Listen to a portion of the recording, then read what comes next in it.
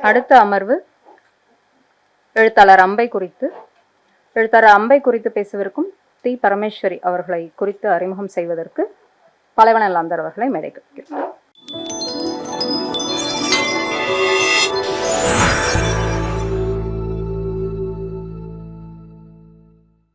திருமிகு அம்பை அவர்கள் பற்றி நம்ம எல்லாருமே அறிஞ்சிருப்போம். அவங்களுடைய கதைகள் ஒரு வீட்டுக்குள்ள சிசிடிவி கேமரா இருந்தா பெண்களுடைய உலகத்தை எப்படி எழுதுவாங்களோ அதுதான் அம்பையுடைய எழுத்துக்கள்.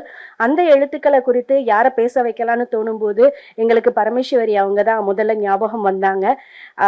அவங்கள இதுக்கு முன்னாடியே நாங்கள் 2 நிகழ்ச்சிகளை பேச அழைக்கலாம் அப்படின்னு திட்டமிட்டு, சரி இந்த மாதிரியான ஒரு தலைப்பு வரும்போது அழைக்கலாம் அப்படின்னு சொல்லி நாங்கள் பொத்தி வச்சு இன்னைக்கு அவங்கள அழைச்சிட்டு வந்திருக்கிறோம். தி. பரமேஸ்வரி அவர்கள் தமிழ்நாடு பாடநூல் மற்றும் கல்வியியல் கழகத்தின் முதன்மை பதிப்பாசிரியர், கவிஞர், எழுத்தாளர். இவர் தொகுத்து சமீபத்தில் வெளிவந்த பெண் எழுத்து தொகுப்பு குறிப்பிடப்பட வேண்டியது. நாயகி நிகழ்வுக்கு தி. பரமேஸ்வரி அவர்களை அன்புடன் அழைக்கிறோம். திருமிகு அம்பை அவர்களை குறித்து உரையாற்றுவதற்கு அவர்களை மேடைக்கு அழைக்கிறோம். அனைவருக்கும் அன்பான மாலை வணக்கம். இந்த நாயகி நிகழ்வு தொடர்ந்து கவனிச்சிட்டு இருக்கிற பல பேர்ல நானும் ஒருத்தி. அப்புறம் தொடர்ந்து சில நேரங்கள் அவங்களோட பயணிச்சதுல அவங்களுடைய குதூகலத்தை பல நேரம் பார்த்து ரொம்ப சந்தோஷப்பட்டிருக்கேன். ஏன்னா எப்பவுமே ஒரு சீரியஸான பரபரப்பான டென்ஷனான அப்படி இல்லாமல் இதையெல்லாம் கடந்து அவங்களோட அந்த சிரிச்சிட்டு இருக்கிற சின்ன சின்ன விஷயங்கள் கூட ஆனந்தப்படுற அதையும் நான் பார்த்துட்டு இருக்கிறேன். அது எப்பவுமே அவங்கள்ட்ட அது தங்கி இருக்கட்டும். நாயகி இன்னும் பல நிகழ்வுகளை நடத்துவாங்க அப்படிங்கிற நம்பிக்கையோடு அவங்களுக்கு நான் என்னுடைய வாழ்த்துக்களை தெரிவிக்கிறேன். குறிப்பா அம்பையை பற்றி என்னை பேச அழைத்ததற்காக அவங்களுக்கு என்னுடைய நன்றியையும் இப்பொழுது தெரிவித்துக் கொள்கிறேன். அம்பை இப்ப சமீபமா அவங்களுடைய ஒரு தொகுப்பு இரு பைகளில் ஒரு வாழ்க்கை. அதனுடைய பின்னுரையில என்ன எழுதியிருக்காங்க அப்படின்றத நான் படிக்க விரும்புறேன். 80 அகவையை எட்டியதற்கு அம்பை தனக்கே அளித்து கொள்ளும் அன்பளிப்பு இந்த நூல். நாளாக அம்பையின் படைப்பு திறன் மேலும் வீரியத்துடனும் உற்சாகமாகவும் வெளிப்படுவதை இந்த தொகுப்பில் உணரலாம். இக்கதைகள் புதிய களங்கள், புதிய மனிதர்கள், புதிய கருக்கள் என்று பயணிக்கின்றன. சிறகுகள் முறியும் அப்படிங்கிறது தான் தன்னுடைய முதல் சிறுகதையாக அம்பை சொல்றாங்க. ஆனா அதுக்கு முன்னாடியே அவங்க வேற சில சிறுகதைகளை எழுதியிருக்காங்க. ஆனா சிறகுகள் முறியும் அப்படிங்கிறது தன்னுடைய முதல் சிறுகதையாக அம்பை சொல்றாங்க. இங்க பேசுற பொழுது நிறைய பேர் அங்கதச்சுவை பத்தி சொல்லிட்டு இருந்தாங்க. எனக்கும் என்னுடைய நண்பருக்கும் ஒரு சிறிய உரையாடல் ஒன்று நடந்தது. இங்க இருக்கிற ஒரு நாகேஸ்வரா பார்க்ல உட்காந்து பேசிட்டு இருக்கிற பொழுது பெண்களுக்கு நகைச்சுவை உணர்ச்சியே கிடையாது அப்படின்னு சொன்னார். சொன்ன உடனே எனக்கு ரொம்ப கோவம் வந்துருச்சு. ஏதோ நிறைய பேசிட்டு இருக்கிற பொழுது பெண்களுக்கு இலக்கிய நகைச்சுவை உணர்ச்சியே கிடையாது, நீங்க வேணா பெண் எழுத்தாளர்களுடைய கதைகளெல்லாம் எடுத்து படிச்சு பாருங்க அப்படின்னு அந்த ஒரு ஆர்கியூமெண்ட் போய் நான் கொஞ்சம் டென்ஷன் ஆகி நான் நாகேஸ்வரா பார்க்லேருந்து நடந்தே வீட்டுக்கு போய் சேர்ந்துட்டேன், கோவத்துல எழுந்து போய்.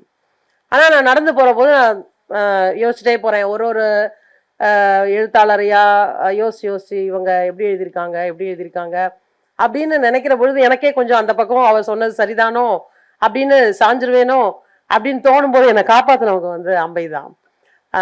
அம்பையுடைய வீட்டின் மூலையில் ஒரு சமையலறை, அதுல அவங்க ஒரு முன்னுரை எழுதியிருக்காங்க. அண்மையில வந்த ஒரு முன்னுரை.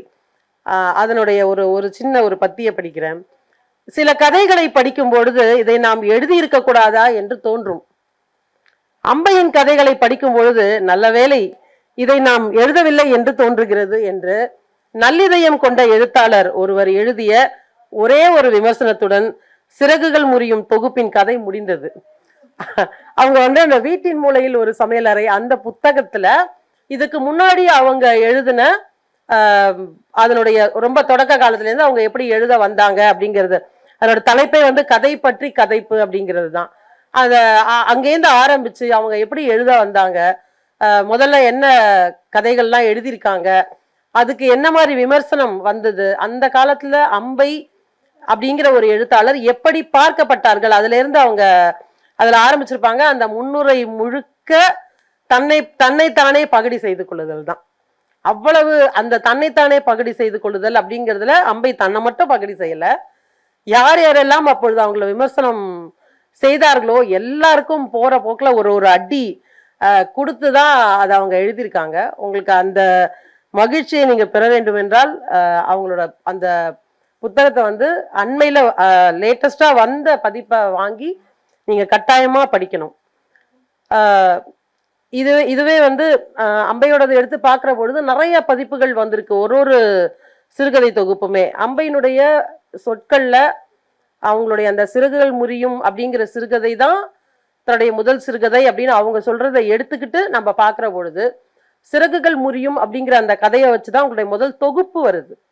அந்த தொகுப்பு எப்ப வெளிவருது அப்படின்னா 1976 வருது. அதை பத்தி அவங்க சொல்லும் போது என்ன சொல்றாங்கன்னா, அது ஒரு சகிக்க முடியாத மஞ்சள் அட்டையோடு ஏகப்பட்ட தட்டச்சு பிழைகளோட வந்தது அப்படிங்கிறாங்க. 1976 வந்த அந்த சிறகுகள் முறியும் தொகுப்போடு நம்ம இன்னைக்கு அதை எடுத்து நம்ம பார்க்குறோம்னா, இப்ப இந்த 2026 50 ஆண்டுகள் நிறைவடையுது அம்பையுடைய. அவங்க எழுத வந்து 64 வருஷம் ஆகுது. ஆனா அந்த சிறகுகள் முறியும்ல இருந்து எடுத்து நம்ம பார்க்கிற பொழுது மிகச்சரியாக 50 ஆண்டுகள். அந்த 50 ஆண்டுகள்ல அம்பைக்கு நாயகிகள் சேர்ந்து வந்து ஒரு விழா நிகழ்த்துறது அப்படிங்கிறது மிக மிக முக்கியமான ஒரு விஷயம் அப்படின்னு நான் நம்புறேன். அந்த அந்த தொகுப்புல அவங்க தொடர்ந்து சொல்றாங்க, அந்த முதல்ல போட்ட ஒரு பதிப்பகம், அதுக்கு பிறகு வந்து அடுத்த தொகுப்பு அந்த வீட்டின் மூலையில் ஒரு சமையலறை, அதை வந்து அவங்களுடைய நண்பரான கிரியா ராமகிருஷ்ணனுக்கு அனுப்புறாங்க. கிரியா ராமகிருஷ்ணன் வந்து அதுக்கு ஒரு பிளர்பு எழுதுறாரு. அப்ப அந்த காலத்துல எல்லாம் பதிப்பாளர்களே எழுதுவாங்க. அப்ப அவர் இதெல்லாமே வந்து பெண்ணிலை கதைகள், சில சோதனை கதைகளும் உண்டு. அதாவது பெண் பற்றி இல்லாத கதைகள் எல்லாமே ராமகிருஷ்ணன் வந்து என்ன சொல்றாருன்னா சோதனை கதைகளாக அதுல வந்து அவர் குறிப்பிடுறாரு. அம்பைக்கு கோபம் வருது, இது வந்து நான் வந்து எழுதியிருக்கிறது எல்லாமே கதைகள் தான், நீங்க எப்படி அதுக்கு வந்து சோதனை கதைகள்னு பேர் வைக்கிறீங்க அப்படின்னு ஒரு கடிதம் அனுப்புறாங்க. ராமகிருஷ்ணன் வந்து ரொம்ப பெருந்தன்மையா சரி இந்த சோதனை கதைகள்ங்கிற வார்த்தையை விட்டுருவோம் அப்படின்னு அவர் சொல்றாரு. அம்பை வந்து என்ன சொல்றாங்க அப்படின்னா, அதுக்கு முன்னாடி நீங்க வந்து முத்துசாமியோடைய நீர்மை போட்டீங்களே, அதை மட்டும் வந்து மனித வாழ்க்கையை பேசக்கூடிய கதைகள்னு தானே சொன்னீங்க, ஏன் எனக்கு மட்டும் வந்து பெண்ணிலை கதைகள் சோதனை கதைகள் அப்படின்னு ஏன் நீங்க சொல்றீங்க அப்படின்னு மறுபடியும் ஒரு கடிதம் அவருக்கு போடுறாங்க. அதுக்கு பிறகு அந்த குறிப்பை நீக்கிவிட்டு அதுக்கப்புறம் சுந்தராம் சாமி கிட்டையும் போய் புகார் சொல்றாங்க. அதனால அந்த குறிப்பை நீக்கிவிட்டு போடலாம் அப்படின்னு அவர் முடிவு பண்ணும்போது அதற்காக அவர் போட்ட அட்டை படத்துலயும் அவங்களுக்கு நிறைய புகார் இருக்கு, அதுவும் அவங்களுக்கு பிடிக்கல. அப்ப அதுக்காக மறுபடியும் ஒரு கடிதம் எழுதுறாங்க. அதற்கு பிறகு கிரியா ராமகிருஷ்ணன் என்னுடைய கதைகளை படிக்கும் நல்ல நண்பராக மட்டுமே இருக்கிறார் அப்படின்னு பிடிக்கிறாங்க அவங்க. அதுக்கு பிறகு வந்து தொடர்ந்து அவங்க வந்து காலச்சுள்ளதான் அவங்களுடைய புத்தகங்களை போட்டிருக்காங்க. இப்படி அந்த சொல்ல வர்ற விஷயங்களை அது அந்த அந்த நிகழ்ந்த நேரத்துல எப்படி இருந்திருக்கும் அதை இன்னைக்கு திரும்பி பார்க்கிற பொழுது அம்பை வந்து அதை ஒரு சின்ன சின்ன விஷயத்தையும் நகைச்சுவையோட பகடி செய்து கொண்டு அதை கடந்து போறது, இப்ப திரும்பி பார்க்கிற பொழுது அதை கடந்து போறது இருக்கு இல்லையா, இந்த நகைச்சுவை மொழி அப்படிங்கிறது அவங்களுடைய பல கதைகள்லையும் இருக்கு. ஆனா அது மட்டும் இல்ல, அவங்க வந்து உண்மையிலேயே பெரிய ஒரு வாழ்க்கைய வந்து கேன்வாஸா அவங்க சொல்லிட்டு போறாங்க. இன்னைக்கு இவங்க நடத்திட்டு இருக்கிற அத்தனை பெண் எழுத்தாளர்கள் மேலையும் ஒரு பெரிய பெண்ணுன்னு சொல்லக்கூடாது, எத்தனை எழுத்தாளர்கள் மேலையும் ஒரு பெரிய மரியாதையோட சொல்றேன். இதுல இருந்து எல்லாத்துலயுமே ரொம்ப ஒரு யுனிக்கான ஒரு குரல் வந்து அம்பையுடையது. எந்த வகையிலையுமே இதை யாரோடையுமே நம்ம வந்து அவங்கள இப்ப பேசும்பொழுது கூட சொன்னாங்க, இவங்க வந்து இவங்கள பின்பற்றி வந்திருக்காங்க அப்படின்லாம். அப்படி இப்ப வரைக்கும் நம்ம வந்து யாரோடையுமே பொருத்தி சொல்ல முடியாத ஒரு தனித்துவம் மிக்க ஒரு குரல் அம்பையுடைய ஒரு குரல். அவங்களுடைய கதைகளை ஒன்னொன்னுத்தையும் அப்படி படிச்சு பார்க்கிற பொழுதெல்லாம் இதை வந்து நம்ம உறுதியாகவே சொல்ல முடியும். அம்பையினுடைய அந்த கதைகள்ல அதை வந்து வலி அப்படின்னு கூட உணர முடியாமல் அந்த நம்மளுடைய அந்த வாழ்க்கையில விரவி கிடக்கக்கூடிய வேதனைகள், மனதில் இருக்கக்கூடிய வெளிப்படுத்த முடியாத பிரச்சனைகள், நுட்பமாக வெளிப்படும் ஆணாதிக்க சிந்தனைகள், இவற்றுக்குள் சிக்கி கொண்ட மனித உறவுகளை பற்றிய அந்த கதைகள் தான் அம்பையுடைய கதைகள். தொடக்க இதுல அவங்க எழுதின கதைகள் எல்லாமே. பெண்ணியம் அப்படின்னு சொன்னா, என்னை பொறுத்த வரைக்கும் பெண்ணியம் அப்படின்னு சொன்னாலே இன்னைக்கு இருக்கக்கூடிய சூழல்ல அது ஆண் பெண் எல்லா உயிர்களுக்கும் சமத்துவத்தை பற்றி கவனம் செலுத்தக்கூடிய ஒரு கோட்பாடு அப்படின்னு நான் சொல்லுவேன். அது வந்து பெண்ணியம் அப்படின்னா அது வந்து பெண்களுக்கானது அப்படிங்கிறது மட்டும் கிடையாது. இது வந்து ஆரோக்கியமான சமத்துவமான ஒரு சமூகத்தை உருவாக்குவதற்கான ஒரு கொள்கை அப்படின்னு அப்படிதான் நான் நினைக்கிறேன். இதைத்தான் அம்பையும் தன்னுடைய கதைகள்ல சொல்றதாக எனக்கு அவங்களுடைய பல கதைகளையும் படிக்கிற போது தோணுச்சு. இன்னைக்கு இருக்கக்கூடிய சிக்கல்கள்ல பெண்களும் ஆண்களும் மட்டும் இல்லை, அனைத்து அகில உயிர்களும் கிழிபடுவதை, சிதைந்து போவதை, விழுவதை, விழுந்து எழுவதை சொல்ல முயல்பவை அம்பையினுடைய கதைகள். 1960களின் பிற்பகுதியில அம்பை கதை எழுத தொடங்குறாங்க. அந்த தொடக்கத்துல அவங்க எழுதுனது வந்து நந்திமலை சாரல் அப்படிங்கிற ஒரு சிறுவர் கதை. அவங்களுடைய 10 பருவத்துல எழுதுறாங்க. அதுக்கு பிறகு குழந்தைகளுக்காக வெளிவந்த அந்த கண்ணன் பத்திரிகையில அந்த கதை வருது. அதற்கு பிறகு சில கதைகள் விகடன்ல எழுதுறாங்க. கலைமகள் நாவல் போட்டியில அந்திமாலை அப்படிங்கிற ஒரு நாவல் பரிசு பெறுகிறது. அந்த நாவலை வந்து வானலாவ புகழறாங்க. ஆனா அந்த புகழ்ச்சியில சிக்காமல் அம்பை வந்து அது ரொம்ப தெளிவா சொல்றாங்க, இதுல இருந்து இதுக்கு பிறகு நான் எழுதுற கதைகள் எல்லாமே வேற மாதிரி இருக்கும். அதுல இருந்துதான் என்னுடைய கதைகளே தொடங்குது அப்படிங்கிறத அறிவிக்கிறாங்க. தொடர்ந்து அது வந்து ஒரு பரிசு போட்டியில ஜெயிக்குது. பல பேர் அந்த நாவலை வந்து புகழ்ந்து சொல்றாங்க. அப்ப அந்த 70கள் காலகட்டத்துல அம்பை எழுதும் பொழுது அவங்களோடையே சமமா எழுதிக்கிட்டு இருந்த பல எழுத்தாளர்களையும் நம்ம பார்க்கிற பொழுது அவங்க வந்து ரொம்ப ஸ்ட்ராங்கா நின்று இது வரைக்கும் நான் எழுதுனதெல்லாம் வேற, இனி நான் எழுதுறது தான் என்னுடைய முதல் கதை அப்படின்னு அவங்க அந்த சிறகுகள் முறியும் கதையிலேருந்து தொடங்குற அந்த உறுதி வந்து ரொம்ப கவனிக்க வேண்டியது. அவங்க எவ்வளவு தெளிவா இருக்காங்க தான் நினைக்கிற விஷயத்த சொல்றதுல, எழுதுறதுல. இதுக்கு முன்னாடி என்ன சிக்கல் இருந்தது, இப்ப நம்ம இனிமே என்ன பாதையில நடக்கணும் அப்படிங்கிறத வந்து அவங்க எவ்வளவு உறுதியா புரிஞ்சுக்கிட்டு அவங்க அதை பேசுறாங்க அப்படிங்கிறத உணர முடியுது. இந்த வீட்டின் மூலையில் ஒரு சமையலறை தொகுப்புல வந்து ஒரு அணில்னு ஒரு கதை பர்சனலா எனக்கு ரொம்ப பிடிச்ச கதை. இதுக்கு முன்னாடியே நான் படிச்சிருக்கேன். இப்ப படிக்கிறப்ப இன்னும் ரொம்ப பிடிச்சது. ஏன்னா அந்த கதையில வந்து இதுக்கு முன்னாடி எழுதின பல படைப்பாளர்களாக இயங்கிய பெண்கள் பல பேர் வந்து அதுக்குள்ள அந்த கதைக்குள்ள கதாபாத்திரமாக வராங்க. ஒரு ஒரு பழங்கால நூலகம், அந்த நூலகத்துல சிந்தாமணி பத்திரிகை நடத்தின பாலம்மாள் இருக்காங்க, வைமு கோதை நாயகி, ஜெகன்மோகினி பத்திரிகை நடத்திய வைமு கோதை நாயகி. அதுலயுமே சொல்லும் பொழுது அவங்க சொல்றாங்க, என்னன்னு தெரியல, பாலம்மாளுக்கு வந்து வைமு கோதை நாயகியை பிடிக்கலன்னு மட்டும் எனக்கு தெரியுது அப்படின்னு. அப்படி போற போக்குல நண்பர்களுக்கு இடையில இருக்கக்கூடிய அந்த சின்ன விரிசல் இதெல்லாமும் அவங்க சொல்றாங்க. அதுக்குள்ள விவேக சிந்தாமணி வருது, பெண்மதி போதினி வருது, ஜெகன்மோகினி, காசினிங்கிற ஒரு எழுத்தாளர், தாமரை கண்ணி அம்மையார், ராமவிருத்த அம்மையார், இவ்வளவு கேரக்டர்ஸை வந்து இடையில அவங்க அப்படி சொல்லிட்டே போறாங்க. அந்த நூலகர் இவங்களுக்கு ரொம்ப உதவி செய்யக்கூடியவர். அவ்வளவு தூசு படிந்த நூலகம்.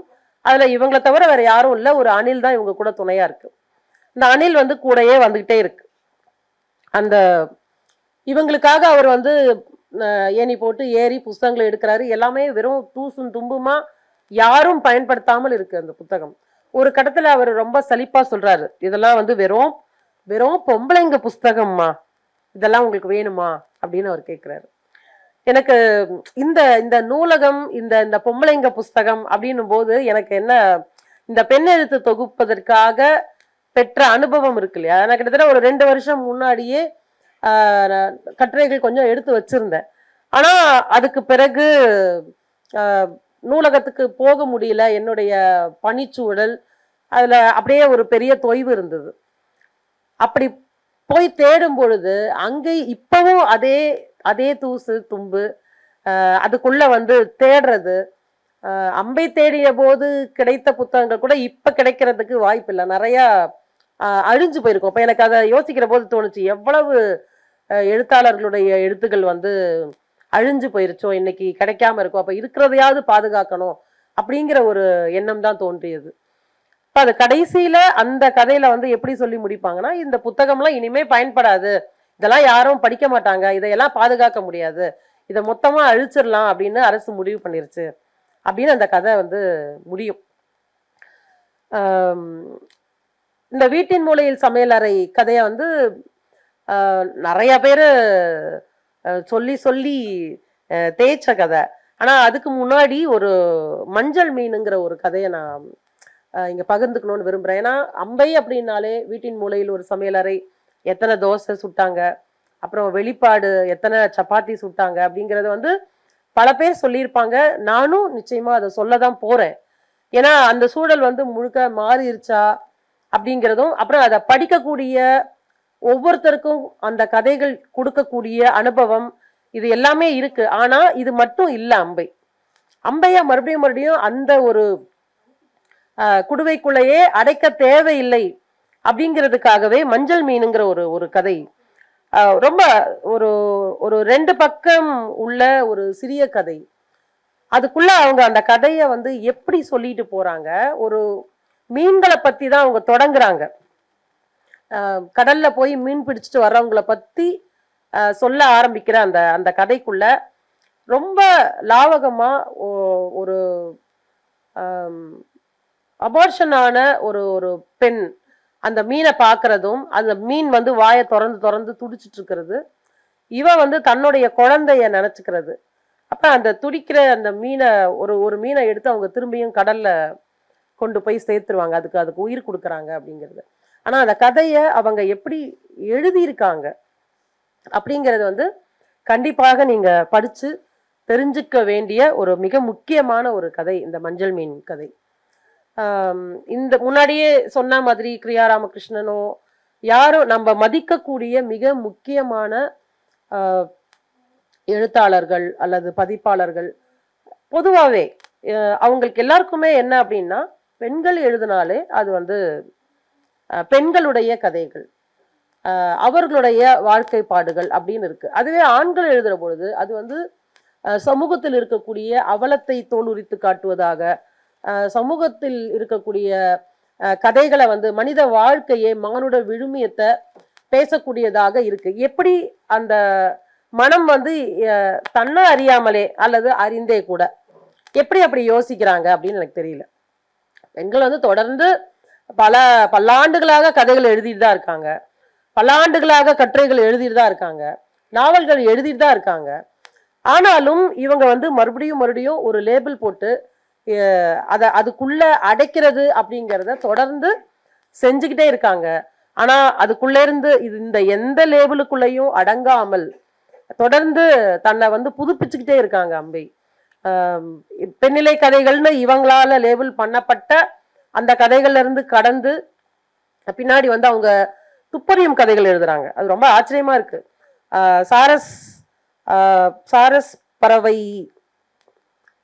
சாரஸ் பறவை ஒன்றின் மரணம், அப்புறம் அந்தேரி மேம்பாலத்தில் ஒரு சந்திப்பு, இந்த 2 புத்தகங்களுமே வந்து சுதா குப்தா அப்படிங்கிற ஒருத்தருடைய துப்பறியும் அனுபவங்கள் அப்படின்னு அவங்க அதை கொடுத்துருக்காங்க.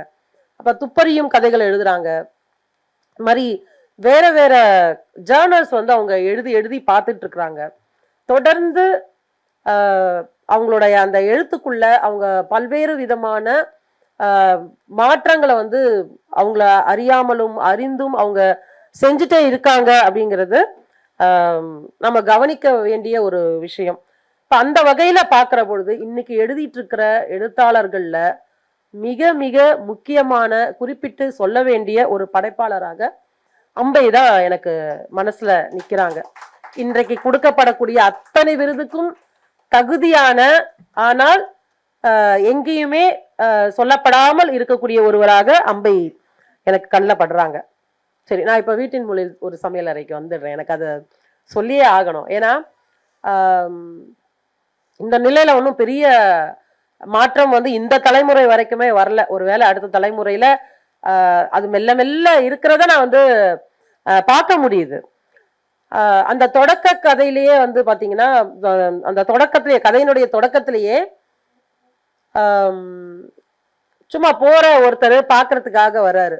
வரும்பொழுது அந்த வெளியில உட்காந்துட்டு இருக்கிற அந்த வீட்டினுடைய பெரியவர் வந்து கூப்பிடுறாரு அவங்கள. சாப்பிட்ற சமயமா இருந்தது அப்படின்னா, இங்க வாங்க வாங்க வாங்க சாப்பிட வாங்க அப்படின்னு கூப்பிடுறாரு. வாங்க ஒரு சாய் சாப்பிட்டு போகலாம் அல்லது ஒரு காஃபி சாப்பிட்டு போகலாம் அப்படிங்கிறாரு. அவர் வந்து வேண்டாங்க தண்ணி போதும் அப்படிங்கிறார். இவர் விட மாட்டேங்கிறார். இவர் வந்து அது எப்படி சர்பத்தாவது குடிங்க அப்படிங்கிறார். இதெல்லாம் பார்க்குற போதே அவர் கூட உட்காந்துட்டு இருக்கிற ஜிஜி அவருடைய மனைவி அவங்க எழுந்துக்கிறாங்க. அவங்க எழுந்துக்கிற போதே அவர் என்ன சொல்றாருன்னா, சாய் காஃபி ஷர்பத் எல்லாம் வந்து அவங்க எழுந்து நடக்கிற பொழுது அப்படியே அந்த தட்டுல 2 கபாப் வச்சு கொடுத்துரு, வெந்தய கீரை பரோட்டா காலையில செஞ்சல அதையும் வச்சு கொடுத்துரு அப்படின்வாங்க. இப்ப வந்தவர் வந்து சரண்டர் ஆகி சரிங்க நான் சாப்பிட்டுடுறேன் அப்படிம்பார். ஜிஜிக்கு வந்து இதெல்லாம் எவ்வளவு வீட்டுல மிச்சம் இருக்குன்னு தெரியும், அவங்களுக்கு தான் தெரியும். அவருக்கு அதெல்லாம் எதுவுமே தெரியாது. அவங்க வந்து உடனே கூட இன்னொரு 2 முட்டைய வந்து மிளகும் உப்பும் சேர்த்து பொரிச்சு வச்சுக்கலாம், அப்பதான் வந்து வரும் அப்படிங்கிற அந்த அதை யோசிச்சுக்கிட்டே அவங்க வந்து போய் அதை செஞ்சு எடுத்துட்டு வருவாங்க. இது எதுவுமே அங்க என்ன மிச்சம் இருக்கு, என்ன நடந்துகிட்டு இருக்கு அப்படிங்கிறது எதுவுமே தெரியாம இவர் வந்து வீட்டுக்கு முன்னாடி ஒரு பெரிய சேரை போட்டு உட்காந்துக்கிட்டு அந்த பக்கம் போறவரை வந்து வாங்க வாங்க நீங்களும் சாப்பிடுங்க, வாங்க சாய் சாப்பிடுங்க, காஃபி சாப்பிடுங்க, சர்பத் சாப்பிடுங்க அப்படின்னு சொல்ற பல ஆண்களை நமக்கு இப்பயும் ஞாபகத்துக்கு வந்துட்டு தான் இருக்கிறாங்க. இப்பயும் அப்படியான ஆண்கள் வந்து இருந்துகிட்டே இருக்காங்க. அதனாலேயே இந்த கதை வந்து எழுதப்பட்ட ஆண்டு வந்து கிட்டத்தட்ட 70களில் வந்த ஒரு தொகுப்பு இப்ப வரைக்கும் அவ்வளோ ஃப்ரெஷ்ஷா வாழ்க்கையில வந்து நமக்கு வந்து ரொம்ப ஒரு கைப்பான ஒரு சிரிப்பை நம்ம சிரிக்க வைக்கிற அளவுக்கு அந்த கதை வந்து இருக்கு. அதுல வந்து ஒரு இடத்துல அந்த அந்த அந்த சமையல் அறையை வந்து அவங்க வர்ணிச்சிருப்பாங்க. ஒரு சின்ன மூளையில ஒரு இருள் மூளை. அத அம்பையினுடைய வர்ணனைகள் இருக்கு இல்லையா, ரொம்ப ரொம்ப தனித்துவமான வர்ணனைகள். அவங்க ரொம்ப 2 வார்த்தையில சொல்லுவாங்க. இருள் மூளை, 0 வாட்ஸ் பல்பு. இந்த கிச்சனை வந்து இவ்வளவுதான் அவ்வளவுதான் வச்சிருக்காங்க. அதுக்கு முன்னாடி வந்து பெரிய வராண்டா, அவங்க உட்காந்துட்டு இருக்கிற இடம், அறைகள் எல்லாமே நல்லா பெருசு பெருசா இருக்கு. இப்பயும் பல வீடுகள்ல வந்து சமையல் அறைக்கு வந்து எவ்வளவு தூரம் ஒதுக்குறாங்க அப்படிங்கிறத நம்ம யோசிச்சு பார்க்கலாம். அதுல அந்த கடைசி மருமக மட்டும் லேட்டஸ்ட் தலைமுறை இல்லையா, அவங்க வந்து படிச்சு கிடிச்சு ஒரு காதல் திருமணம் பண்ணிக்கிட்டு அங்க வராங்க. அப்ப அந்த வீடை வந்து கொஞ்சம் ஆல்டர் பண்ணும்போது அவங்க சொல்றாங்க, எனக்கு அந்த சமையல் அறையை மட்டும் இன்னும் கொஞ்சம் பெருசு பண்ணலாமே அப்படின்னு ஒரு சின்ன ஒரு சஜஷன் தான் சொல்றாங்க. அதுவே அவருக்கு வந்து பப்பாஜிக்கு வந்து ரொம்ப கோபம் வந்துருது. அது எப்படி ஒரு பொம்பளை வாயை திறந்து பேசி நீ வந்து ஒரு கருத்தை வேற சொல்லுவியா அப்படிங்கிறது. அதுக்கு ஒரு மௌன சவால் போலவே அவர் வந்து இன்னும் அந்த சமையலறைய எந்த விதமான மாற்றமும் இல்லாம, ஆனா அந்த ஜன்னல்ல இருந்து பார்த்தா வெளியில வந்து ஒரு பெரிய பச்சை பசேல்னு ஒரு மலை ஒண்ணு தெரியும். அந்த மலையை தெரியாதபடிக்கு இன்னும் நிறைய கயிறுகளை கட்டி அதுல வந்து இந்த நாடாக்கள் தொங்கக்கூடிய குர்தாக்களை வந்து காயப்படுவாங்க. அதுல ஒரு கடைசியில அவங்க சொல்றாங்க, இந்த பெண்கள் கால்கள் இருக்க இருக்க கட்டுண்டு கிடந்தனர் ஆனந்தமாக, அவை இடுப்பை இருக்கினால் ஒட்டியானம் என்றும் காலை சுற்றினால் கொலுசு என்றும் தலையில் பட்டால் கிரீடம் என்றும் நினைத்து கொண்டனர் பெண்கள். நாலாபுறமும் கம்பிகள் எழுப்பிய உலகில் புகுந்து கொண்டு அதை ராஜ்யம் என்று நினைத்து அரசோச்சினர். இன்று மட்டன் புலவு, நாளை பூரி பூரி மசாலா என்று பூமியை திருப்பி போடும் முடிவுகளை எடுத்தனர். இன்னைக்கு வரைக்கும் நம்ம வீடுகள்ல எடுத்துக்கிட்டு தான் இருக்காங்க. ஜிஜி, படி ஜிஜி, தாதா பாபி, குசுமா, இப்படி அந்த கதைக்குள்ள இருக்கக்கூடிய பெண்கள் உலகம். அவங்க அங்கேருந்து கிளம்பி எக்ஸ்கர்ஷன் போறது, மாவெல்லாம் தட்டிக்கிட்டு அங்க போயும் மறுபடியும் அந்த வீட்டினுடைய ஆண்கள் எல்லாம் நல்லா சேர் போட்டுக்கிட்டு வேடிக்கை பார்த்துட்டு பேசிக்கிட்டு இருப்பாங்க. வீட்டுல என்ன செஞ்சாங்களோ அதுதான் வெளியில போய் செய்வாங்க. இவங்க இங்க இருந்தே மாவு தட்டி கொண்டு போய் அங்கேயும் போய் பஜ்ஜி சுட்டு கொடுத்துக்கிட்டு இருப்பாங்க. இந்த இதை வந்து அவங்க ரொம்ப சட்டிலாக தான் சொல்லியிருப்பாங்க. பெரிய புரட்சியா பெண்கள் பாரு இவ்வளோ கஷ்டப்படுறாங்க அப்படிலாம் எந்த விதமான இதுவுமே அந்த கதைக்குள்ள இருக்காது. ஆனா கண்டிப்பா அத படிக்கிற ஒரு மனம் அது உறுத்தும். இத பத்தி இன்னொரு ஒரு கதையை பத்தி தமிழ்ச்செல்வனும் எழுதியிருப்பாரு. அது வெளிப்பாடு அப்படிங்கிற ஒரு கதை. இதுதான் இது வந்து இவங்க ஒரு பெண் வந்து டெல்லியில இருந்து இறங்கி பஸ்ல போறாங்க. இவங்கள பஸ்ல இருந்து இறங்கி வராங்க. அவங்கள கூட்டிட்டு போறாங்க. அப்படி போற பொழுது அந்த வீட்டு சூழலை வந்து அவங்க போய் பாக்குறாங்க. வீட்டுல இவங்க உள்ள நுழையிற பொழுதே ஒரு பெண் வந்து தோசை சுட்டுக்கிட்டு இருப்பாங்க. ரொம்ப இயல்பா அந்த பெண் வந்து பேச ஆரம்பிப்பாங்க. என்னன்னா 50 வயசாயிருச்சு, இன்னும் முடி நரைக்கல, தூரம் தூரம் இன்னும் போகல அப்படின்னு அவங்க சொல்றாங்க. இவங்க மனசுக்குள்ள அதை பத்தி ஒரு கமெண்ட் வந்துகிட்டே இருக்கு. உனக்கு மறைக்கிறதுக்கு ஒண்ணுமே இல்லையா, இவ்வளவுதானா உன்னுடைய வாழ்க்கை. அவங்க வந்து ஒரு பேசுற போது மறுபடியும் சொல்றாங்க, என்ன இருக்கு, 14 வயசுல எனக்கு கல்யாணம் ஆச்சு, சொந்த மாமா பையன், சோறு வடிக்கிற ராஜ்யம்தான், 2 பொட்டச்சிக ஒரு மகன். இப்படி 4 வரியில அந்த பெண்ணுடைய ஒரு கதை வந்து அவங்களே அதை சொல்றாங்க. இவங்க மனசுக்குள்ள மறுபடியும் ஒரு கணக்கு போடுறாங்க. 40 வருஷத்துல ஒரு நாளைக்கு 20 மேனிக்கு எவ்வளவு தோசை, ஒரு வருஷத்துக்கு 7300 தோசை, 40 வருஷத்துக்கு 2,92,000 தோசைகள். இதுல வந்து பொம்பளைங்களை பத்தி எழுத என்ன இருக்கு அப்படின்னு நினைக்கிறாங்க. இவங்களும் கேட்கிறாங்க, பொம்பளைங்களை பத்தி எழுதுறதுக்கு என்ன இருக்கு. ஏன்னா இவங்க வரதே வந்து பெண்களை பேட்டி கண்டு அதெல்லாம் ஆவணப்படுத்துறதுக்காக வரேன் அப்படின்னு சொல்றாங்க. அப்ப இவங்க சொல்றாங்க, பொம்பளைகளை பத்தி எழுதுறதுக்கு என்ன இருக்கு, புள்ள பெறுதோ ஆக்கி போடுதோ அவ்வளவுதானே எங்களுடைய வாழ்க்கை அப்படின்னு சொல்றாங்க. உடனே அவங்களுடைய கணவர் சொல்றாரு, ஒன்னும் தெரியாதவளுக்கு மீன் குழம்பு வேணா நல்லா ஆக்குவா. திருப்பியும் இவங்க வந்து அந்த வந்த பணி முடிச்சுட்டு பஸ் ஏறி போறாங்க. 2 ஆண்கள் அவங்கள கூட்டிட்டு போய் பஸ் ஏத்துறாங்க. ஒரு இடத்துல ஒருத்தர், இன்னொரு இடத்துல இன்னொருத்தர். இவங்க போற இடத்துல எல்லாம் நீங்க பத்திரமா போயிருவீங்களா, நீங்க பத்திரமா போயிருவீங்களா அப்படின்னு கேக்குறாங்க. அவங்க சொல்றாங்க, நான் டெல்லியில இருந்து தனியா தானே வந்தேன், என்னால போக முடியும் அப்படிங்கிறாங்க. அப்பயும் இவர் வந்து பஸ் ஏத்திட்டு கண்டக்டர் கிட்ட, தனியா போறாங்க, கொஞ்சம் பார்த்து அவங்கள சரியா இறக்கி விட்டுருங்க அப்படிம்பாங்க. இந்த மாதிரி பாதுகாக்கிறதே வந்து ஒரு பெரிய அடக்குமுறை தான். அதை நாங்களா இப்போ கூட அனுபவிச்சுட்டு இருக்கோம், நண்பர்கள்ட்டையே அனுபவிக்கிறோம். எங்கேயாவது கூட வரும்போது, நீ பத்திரமா போயிருவீங்களா, உங்களால முடியுமா, இல்ல நான் வேணா கூட்டிட்டு வந்து விட்டுறட்டுமா அப்படின்னு சொல்லும் போது பலார்னு ஒரு அற வைக்கலாமான்னு இருக்கு. ஏன்னா இதெல்லாம் வந்து வீட்லயே நாங்க வந்து பார்த்துட்டு இருக்கிறது தான். அங்கேயும் தப்பிச்சு நாங்க வெளியில வரோம், இங்கேயும் வந்து நண்பர்கள் அப்படிங்கிற போர்வையில நான் தான் போறேங்கிறேன்ல, எனக்கு பயமா இருக்குன்னா நானே சொல்லுவேன், என்னை கூப்பிட்டு வந்து விட்டுட்டு போயிடு அப்படின்னு. நான் போறேன்னாலும், இல்ல நீ போயிருவியா, பத்திரமா இருப்பியா, அப்புறம் ஒரு அரை மணி நேரம் கழிச்சு வீட்டுக்கு போய் சேர்ந்துட்டியா அப்படின்னு போன் பண்ணும்போது கடுப்பு வயிறா இருக்கும் சில நேரம். என்னன்னா வீட்டுல இருக்கிறவங்க எப்பவுமே என்ன சொல்லுவாங்க அப்படின்னா, நீ வெளியில வந்தா உன்னை வந்து அபாயம் சூழ்ந்துக்கும், நீ வெளியில இருந்தா உனக்கு வந்து பிரச்சனை. அதை நம்ம இன்னைக்கு வரைக்கும் பார்த்துட்டு இருக்கிறோம்.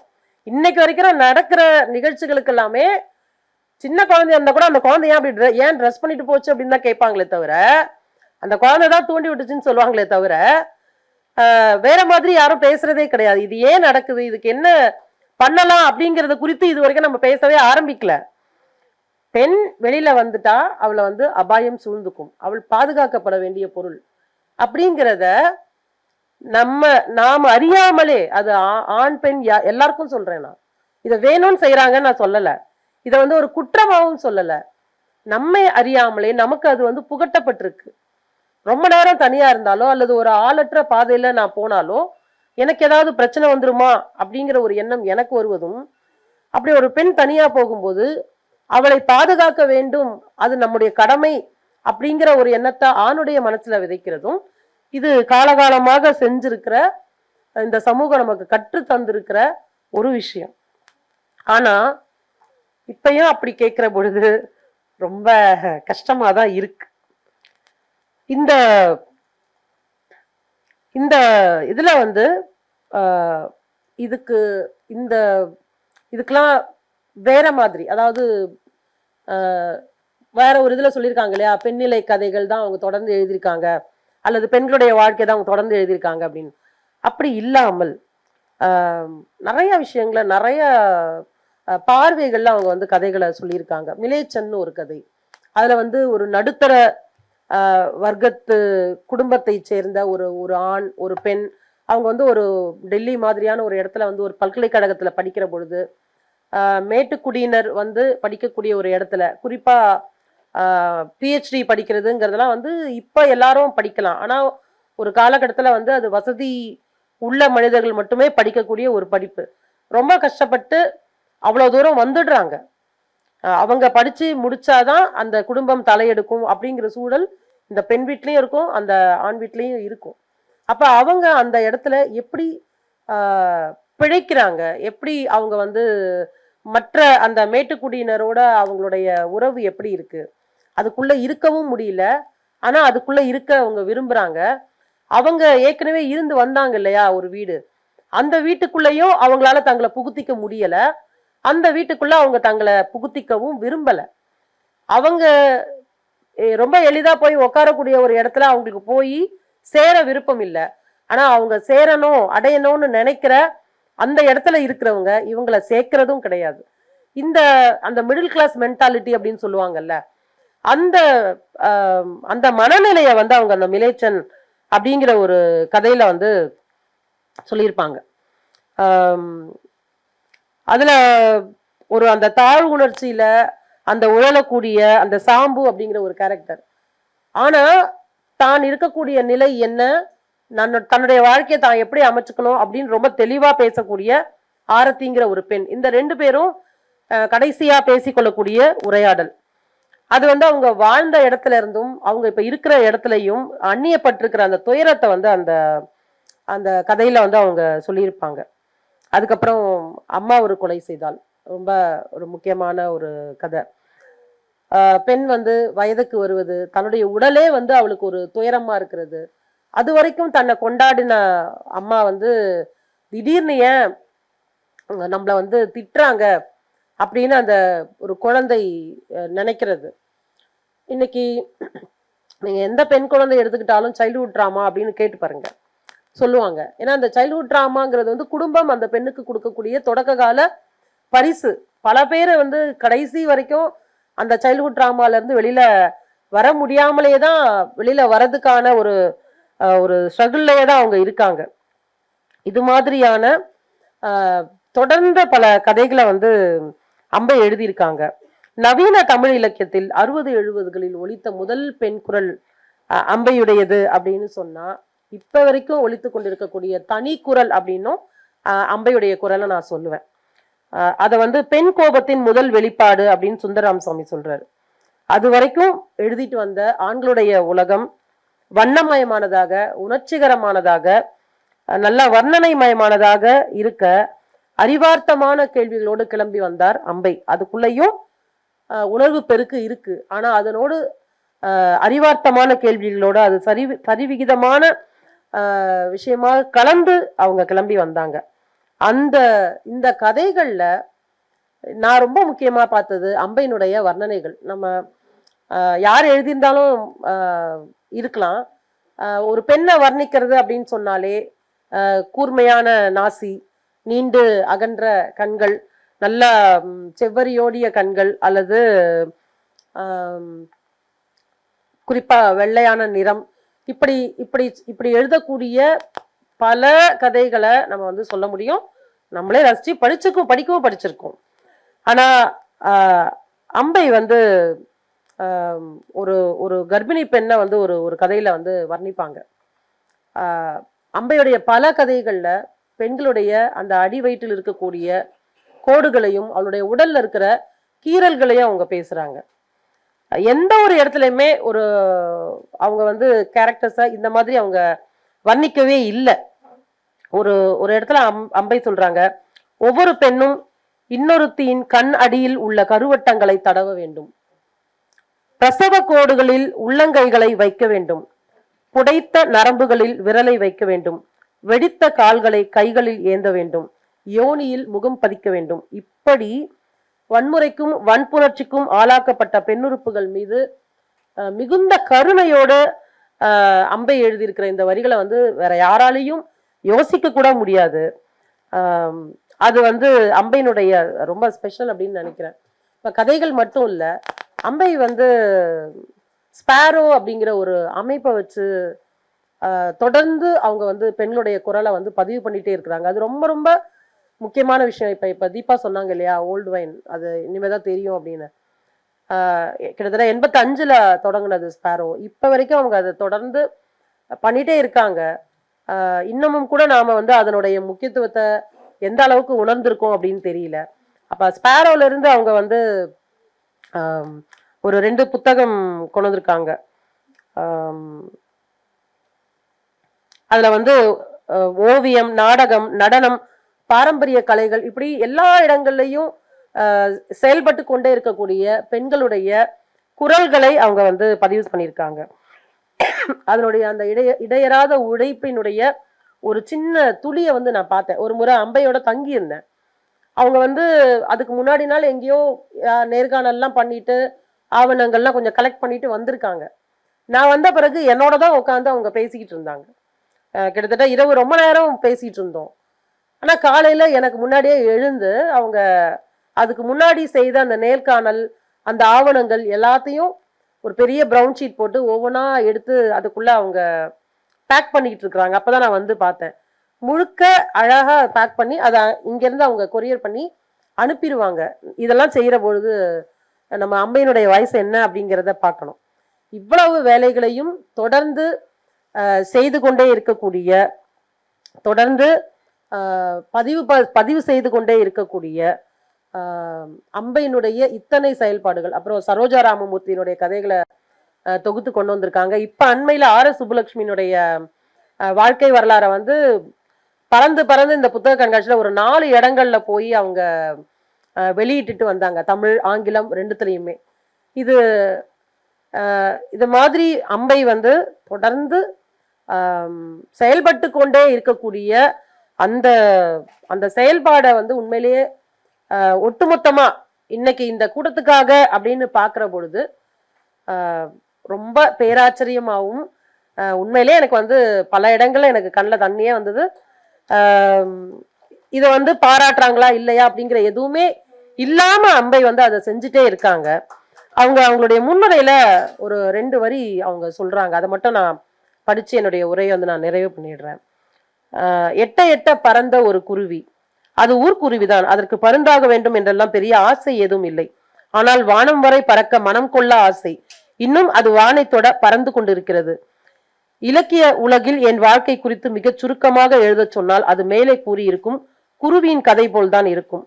இலக்கிய வானை தொட முயலும் ஒரு குருவியாகத்தான் நான் என்னை கருதுகிறேன். வானம் வசப்படும் என்கின்ற நம்பிக்கை இருக்கிறது. பறப்பதை நிறுத்தாமல் தொடர வேண்டும் என்ற இச்சையும். தொடர்ந்து பறந்து கொண்டே இருங்கள் அம்பை. நீங்கள் மட்டுமல்ல, எங்களையும் சேர்த்து நீங்கள் பறக்க செய்து கொண்டிருக்கிறீர்கள். இத்தனை பெண்கள் உங்களுடைய பின்னால் இருந்து கொண்டிருக்கிறோம்.